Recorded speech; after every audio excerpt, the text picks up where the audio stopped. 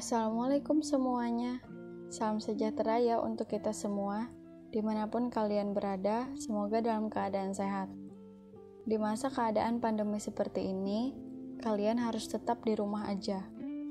Nah, perkenalkan, nama aku Sopa Sapira, kelas 12 MIPA 4 SMA Negeri 7 Banjarmasin. Di video kali ini, aku mendapatkan tugas sosiologi materi KD 3.1, yaitu berkaitan dengan teori perubahan sosial. Pada subbab pertama tentang hakikat perubahan sosial. Namun, materi yang akan aku jelaskan yaitu tentang teori-teori perubahan sosial.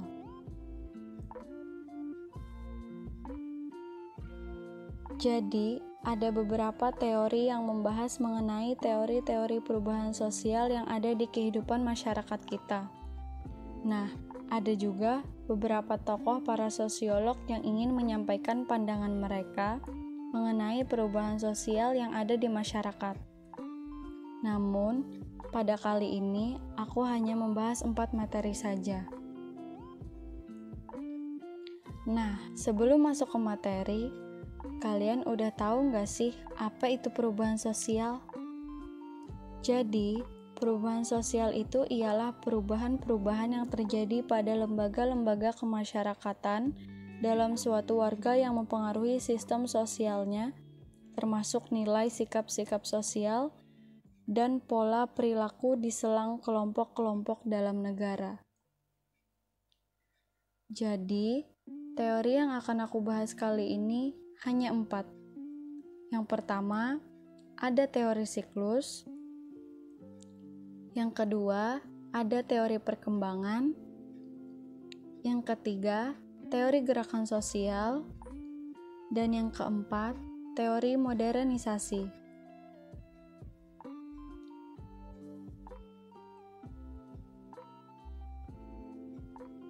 Yang pertama, teori siklus. Teori siklus melihat perubahan sebagai sesuatu yang berulang-ulang. Apa yang terjadi sekarang pada dasarnya memiliki kesamaan atau kemiripan dengan apa yang telah terjadi sebelumnya. Perubahan siklus merupakan perubahan yang menyerupai spiral. Dalam teori siklus, tokoh yang berpengaruh adalah Oswald Spengler, Arnold Toynbee. Nah, menurut pendapat Oswald, bahwa setiap masyarakat berkembang dengan 4 tahap.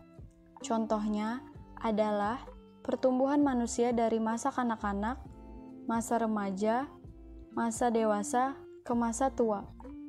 Adapun menurut pendapat Arnold, perubahan sosial, baik itu kemajuan ataupun kemunduran, dapat dijelaskan dalam konsep-konsep kemasyarakatan yang berhubungan satu dengan yang lainnya, yaitu tantangan atau tanggapan.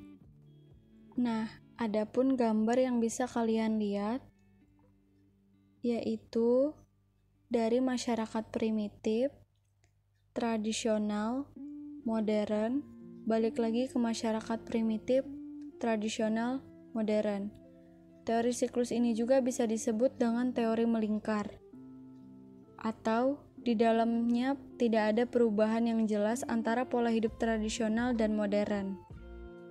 Contoh dari teori siklus ini dalam masyarakat kita yaitu ialah fashion yang tren di era 90-an atau retro.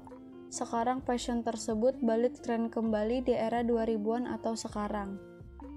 Bukan itu saja, ada juga seperti gaya rambut, obat-obatan tradisional, mobil, desain rumah yang tradisional namun minimalis.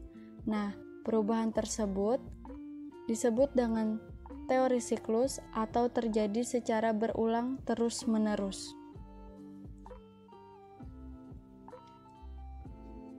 Yang kedua, yang bakal kita bahas yaitu adalah teori perkembangan atau linear. Penganut teori ini percaya jika perubahan dapat diarahkan ke titik tujuan tertentu, seperti perubahan dari masyarakat tradisional ke masyarakat modern yang kompleks. Teori ini dikenal dengan teori perkembangan atau linear. Nah, jadi kalian bisa lihat di sana ada gambar anak panah yang menunjukkan dari masyarakat primitif ke masyarakat tradisional naik menuju masyarakat modern. Jadi, ini menunjukkan bahwa teori ini memiliki satu titik tujuan tertentu. Teori ini paling relevan di masyarakat kita. Hampir seluruh aspek kehidupan masyarakat kita di berbagai bidang kehidupan terjadi secara linier atau berkembang, di mana kehidupan diarahkan ke satu titik tertentu ke arah yang lebih baik. Contoh dari teori ini gampang banget, yaitu zaman dulu belum ada teknologi, dan sekarang sudah ada teknologi yang dapat memudahkan kita. Kemudian, dulu bepergian jalan kaki atau naik hewan.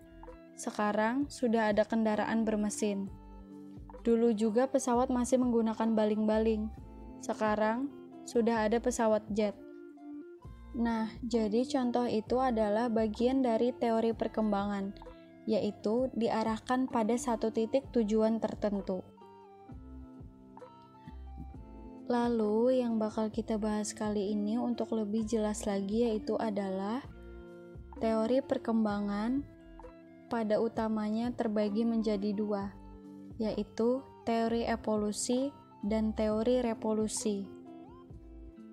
Teori evolusi yaitu menjelaskan perubahan sosial memiliki arah tetap dan dialami setiap masyarakat. Arah tetap yang dimaksud adalah perubahan sosial akan terjadi bertahap, mulai dari awal hingga akhir. Saat telah tercapainya perubahan terakhir, maka tidak ada lagi terjadi perubahan. Atau bisa disebut dengan terjadinya perubahan secara bertahap. Nah, yang kedua, teori revolusi, yaitu merupakan perubahan sosial yang terjadi secara cepat, misalnya revolusi politik. Namun, teori ini tidak secepat 1 minggu atau 1 bulan, namun juga membutuhkan waktu bertahun-tahun. Nah, adapun beberapa tokoh yang mengemukakan teori perkembangan ini. Yang pertama, yaitu ada Auguste Comte, yang kedua ada Herbert Spencer, yang ketiga ada Emil Durkheim, dan yang keempat ada Max Weber.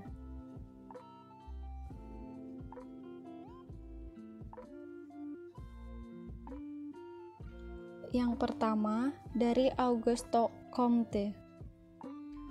Beliau berpendapat bahwa masyarakat bergerak dalam 3 tahap perkembangan. Yang pertama, tahap teologis, yang kedua, tahap metafisik, dan yang ketiga, tahap positifis atau alamiah.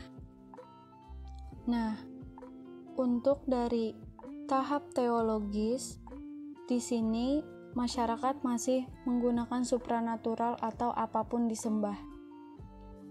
Untuk tahap metafisik, di sini masyarakat sudah mulai memiliki keyakinan.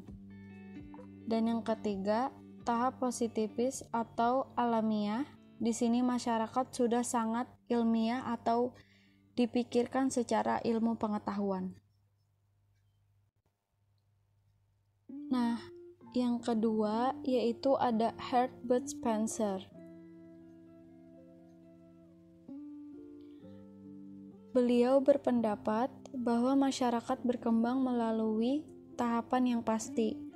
Yang pertama, masyarakat sederhana.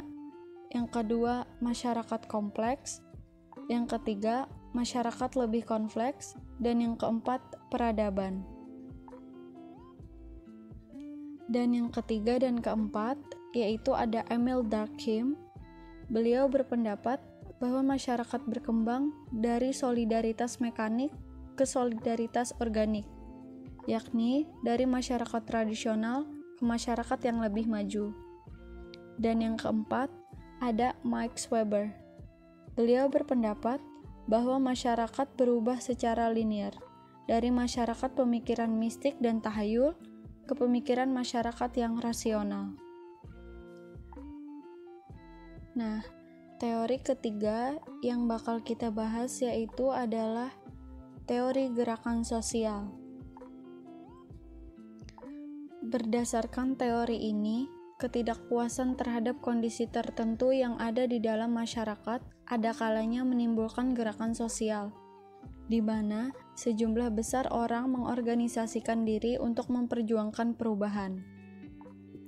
Menurut Stomka, keterkaitan perubahan sosial dan gerakan sosial dapat dilihat dari 3 komponen berikut. Yang pertama, ada gerakan sosial memiliki tujuan dalam perubahan. Artinya, di sini masyarakat bergerak karena memiliki tujuan tertentu dalam perubahan. Yang kedua, ada gerakan sosial dalam hubungan timbal balik. Nah, yang dimaksud dengan hubungan timbal balik yaitu adanya sebab dan akibat. Dan yang ketiga, ada gerakan sosial dalam berbagai status. Nah, adapun contoh dari gerak sosial ini ataupun konflik. Contohnya yaitu di era reformasi terjadi perubahan yang besar-besaran. Nah, lalu teori yang terakhir kita bahas di video kali ini yaitu adalah teori modernisasi. Teori modernisasi melihat bahwa perubahan negara-negara terkebelakang akan mengikuti jalan yang sama dengan negara industri di barat. Cara tersebut adalah melalui proses modernisasi sehingga negara belakang menjadi negara berkembang. Teori ini melihat bahwa negara terkebelakang memiliki banyak kekurangan, sehingga harus menanggulangi kekurangan yang dimiliki untuk mencapai tahap tinggal landas atau take off. Nah, di teori modernisasi ini ada juga nih tokoh yang berpendapat, yaitu David Lerner. Beliau berpendapat bahwa modernisasi diperlukan dalam sebuah proses perubahan sosial, sehingga negara yang kurang berkembang perlu meminjam dan menerapkan karakteristik dari negara yang sudah maju untuk berubah menjadi negara berkembang ataupun mencapai tahap sebagai negara maju. Nah, jadi teori ini sangat relevan dalam masyarakat kita.